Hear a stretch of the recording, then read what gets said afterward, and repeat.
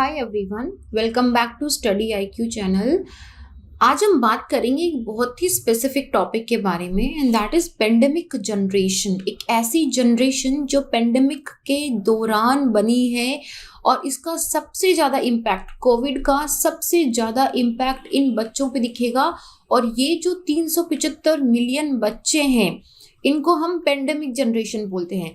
जैसे आपने देखा होगा 70s की जनरेशन, 80s की जनरेशन, हम 90s के generation, then generation Z, generation X, generation Y, 100 तरह की जनरेशन निकलती है। इसका मतलब क्या है कि अभी जो स्ट्रीम बच्चों की है, अभी जो जो जो चीज़ें उन्होंने सीखी है, जिस तरीके से वो पढ़ते हैं, वो कल्चर अडॉप्ट कर रहे हैं, वो उनके जस्ट पिछले वाले बच्चों से बहुत अलग है। जैसे हमारी जनरेशन अलग है, हमारे पेरेंट्स की जनरेशन अलग है और हमारी आने वाली फ्यूचर जनरेशन अलग होगी। So this is a generation. So ये पेंडेमिक जनरेशन कोविड का एक बहुत ही बड़ा नेगेटिव इम्पैक्ट है। इनफैक्ट अगर आप एक पूरे ओवरऑल एनालिसिस को करके देखो तो children's are one of the worst affected portion of our society जो कोविड से सबसे ज़्यादा इफेक्टेड हुए हैं। तो इसी के बारे में आज पूरी बात करेंगे। एक रिपोर्ट भी आई है, यूनिसेफ की रिपोर्ट भी है। ये सारी रिपोर्ट्स क्या बोलती हैं इस पेंडेमिक जनरेशन के बारे में, इस बारे में बात करेंगे। मेरा नाम संतोष है। अगर आप मुझसे जुड़ना चाहते हैं तो इंस्टाग्राम या टेलीग्राम पे little_simple_बुद्धा पे सर्च करके आप मुझसे जुड़ सकते हैं। इसके साथ ही इस वीडियो का PDF आपको मेरे टेलीग्राम से डाउनलोड हो जाएगा। आई अपलोड इट हियर, आप यहाँ से इसे डाउनलोड कर सकते हैं। नाउ हुआ क्या है कि कोविड-19 का जो इम्पैक्ट है इसको थोड़ा ध्यान से सुनना, आपको इसमें काफ़ी सारी रेलेवेंट और इम्पैक्टफुल इंफॉर्मेशन मिलने वाली है। कोविड-19 का जो इम्पैक्ट है वो बच्चों पे सबसे ज़्यादा वर्स दिखाई दिया है, not just in India but सारी कंट्रीज़ में। लेकिन जो कंट्रीज़ डेवलपिंग है या जो कंट्रीज़ जिनमें ऑलरेडी बच्चों पे काफ़ी ज़्यादा बर्डन था, जिनकी सिचुएशन ऑलरेडी काफ़ी अच्छी नहीं थी, उनकी सिचुएशन और भी ज़्यादा बद से बदतर हो गई है वाला हम एग्जाम्पल यहाँ पे दे सकते हैं। इंडिया में प्री पेंडेमिक की मैं बात कर रही हूँ। प्री पेंडेमिक में नियोनेटल मोर्टेलिटी रेट हमारी 5,90,000 पर साल थी। हर साल 5,90,000 नियोनेटल, 1 साल तक के बच्चों की डेथ हो जाती थी, which is 23% of the world wide. Under 5 mortality 5 साल तक के बच्चों में 9,60,000 which means 17% of the total. और 47.7 मिलियन बच्चे स्टंटिंग, मतलब जितना उनको ग्रोथ करना चाहिए उतनी ग्रोथ उनकी हो नहीं रही है।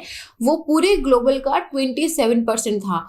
तो ऑलरेडी प्री पेंडेमिक में ये बर्डन हमारे बच्चों पे ऑलरेडी बहुत ज़्यादा है, चाहे वो नियोनेटल हो, चाहे स्टंटिंग हो, चाहे वेस्टिंग हो, चाहे अंडर न्यूट्रिशन माल न्यूट्रिशन की बात हो, चाहे सैनिटाइजेशन की बात हो, हाइजीन की बात हो। यहाँ पे देखो 25 मिलियन हाउस होल्ड के पास अभी तक टॉयलेट नहीं है, जिनमें से 560 मिलियन लोगों के पास इम्प्रूव्ड वाटर कनेक्शन नहीं है, ड्रिंकिंग सिचुएशन नहीं है यहाँ पे।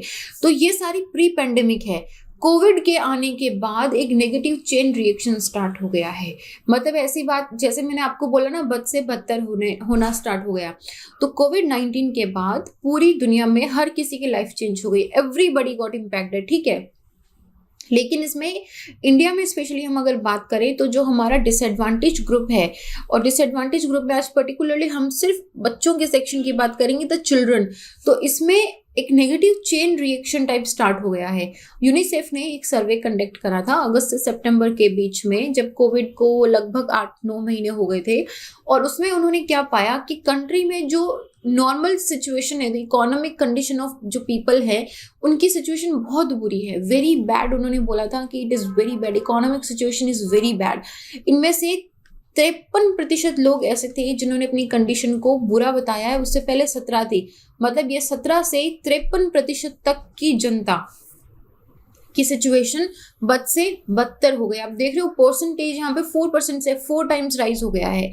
और ये मतलब ऐसा नहीं है कि इकोनॉमी ओपन हो गई है तो अभी सिचुएशन काफ़ी सुधर गई है। इट इज़ नॉट हैपन 1 जून से जब से ओपन हुआ है, लेकिन फिर भी ये जो सिचुएशन है, लोग अभी भी स्केप्टिकल हैं कि हमको काम करना चाहिए नहीं करना चाहिए। इकोनॉमी का कुछ पोर्शन ओपन हुआ है लेकिन अभी भी उनको एम्प्लॉयमेंट नहीं मिल रहा है।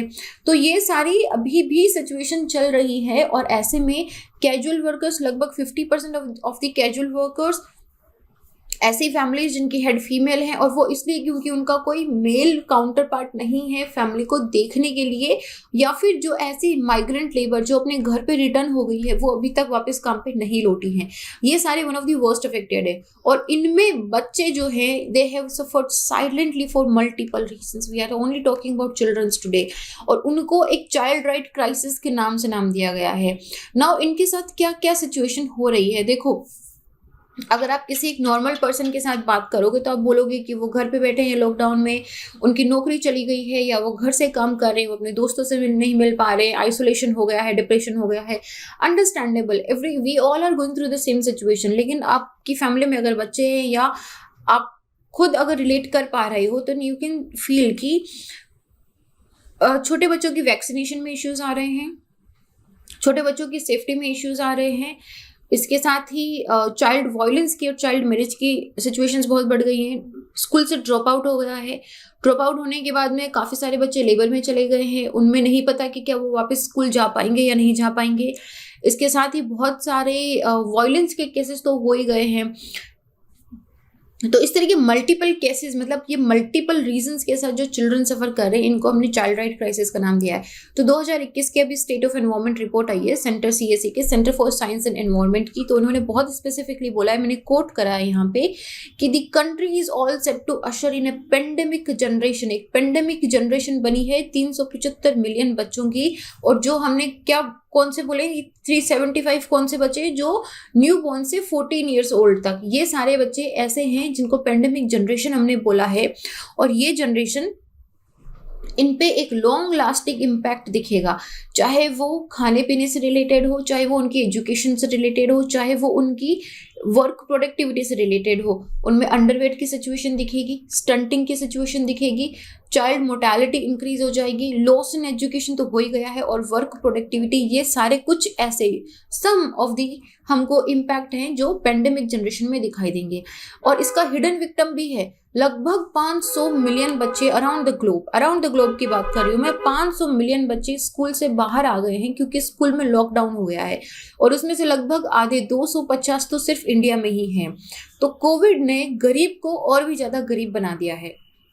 115 मिलियन एडिशनल ऐसे लोग, एडिशनल की बात कर रही हूँ मैं, जो हैं वो नहीं, एडिशनल 115 मिलियन लोग ऐसे हैं जो इस पेंडेमिक की वजह से एक्सट्रीम पॉवर्टी में चले गए हैं। रीज़न क्या है, उनका एकमात्र एम्प्लॉयमेंट जो हाथ से मुंह तक का एम्प्लॉयमेंट होता है वो चला गया है, उनको एम्प्लॉयमेंट नहीं मिल रहा है, उनकी किसी तरीके की सेविंग नहीं होती है, उनके पास रहने का कोई ठिकाना नहीं है। तो ये सारी सिचुएशन, और बीमारी अलग से, तो ये सारी सिचुएशंस ऐसी हैं जिन्होंने उनको एक्सट्रीम पॉवर्टी में डाल दिया है, और उनमें से मैक्सिमम साउथ एशिया के अंदर रहते हैं, जिनमें से इंडिया एक मेजर कंट्री है।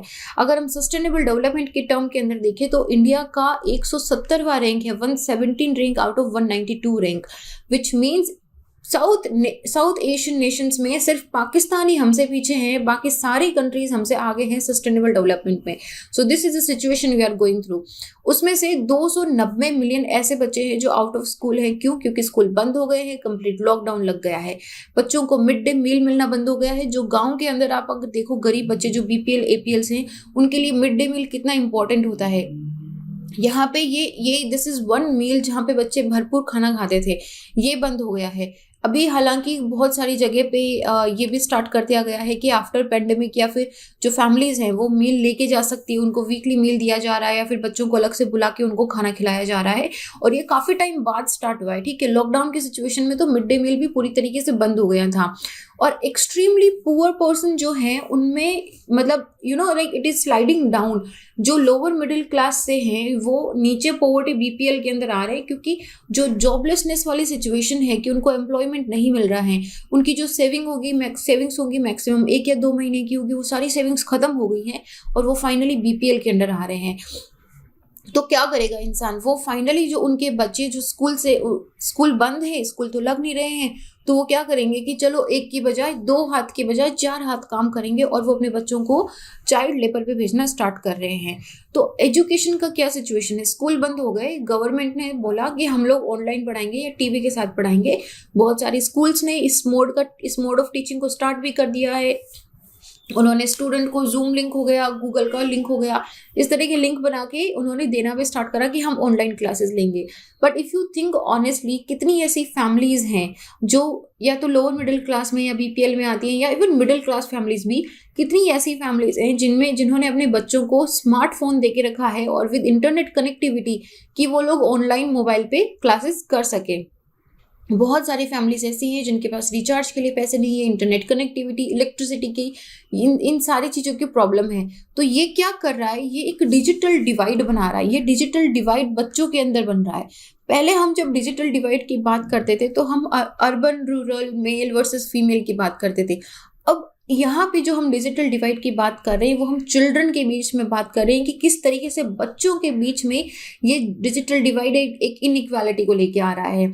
जो बच्चे पुअर फैमिली से हैं और जो बच्चे एक प्रिविलेज्ड फैमिली से हैं कि वो एक लैपटॉप, एक कंप्यूटर, एक स्मार्टफोन, इंटरनेट कनेक्टिविटी, इलेक्ट्रिसिटी, पूरा एक सेपरेट रूम अपने सारे बच्चों के लिए, अगर उनकी फैमिली में 2 या 3 बच्चे हैं, सबके लिए वो अरेंज कर सकते हैं। वर्सेस एक ऐसी फैमिली है जिसमें पूरी फैमिली में या तो नोकिया 3300 का एक फ़ोन होगा या फिर एक स्मार्टफोन होगा जो 3-4 बार टच करने पर एक बार चलेगा, या फिर इंटरनेट कनेक्टिविटी नहीं आएगी। तो उसमें उस फ़ोन के साथ किस तरीके से पूरी फैमिली में अगर 2 या 3 बच्चे हैं तो वो किस तरीके से पढ़ाई करेंगे। और जनरली वो गवर्नमेंट स्कूल में जाते हैं, म्यूनिसिपल स्कूल्स में जाते हैं। म्यूनिसिपल एंड गवर्नमेंट स्कूल्स ऐसे स्कूल्स हैं जहाँ पे इस तरह का ऑनलाइन एजुकेशन सिस्टम हो गया, टीवी के थ्रू हो गया, ये अभी इतना प्रिवलेंट नहीं हुआ है। They are not putting many efforts. So ये जो डिजिटल डिवाइड हम बच्चों के बीच में बात कर रहे हैं, it is very very real and it is very alarming. Only 1 in the 4 children, 4 में से सिर्फ एक बच्चे ऐसा है जो डिजिटल लर्निंग कर रहा है, डिजिटल कनेक्टिविटी की वजह से ही इज गेटिंग एजुकेटेड। और इसके साथ ही एजुकेशन की बात अलग हो गई, drop out of the school की अलग बात हो गई, चाइल्ड लेबर की अलग बात हो गई, पॉवर्टी इज वन थिंग, उसके अलावा वायलेंस इंक्रीज हो रहा है, चाइल्ड लेबर इंक्रीज हो रहा है, चाइल्ड मैरिज इंक्रीज हो रहा है, जिसके बारे में ऑलरेडी हम डिस्कस कर चुके हैं। दोनों चीज़ें कंटिन्यूसली बढ़ती जा रही है।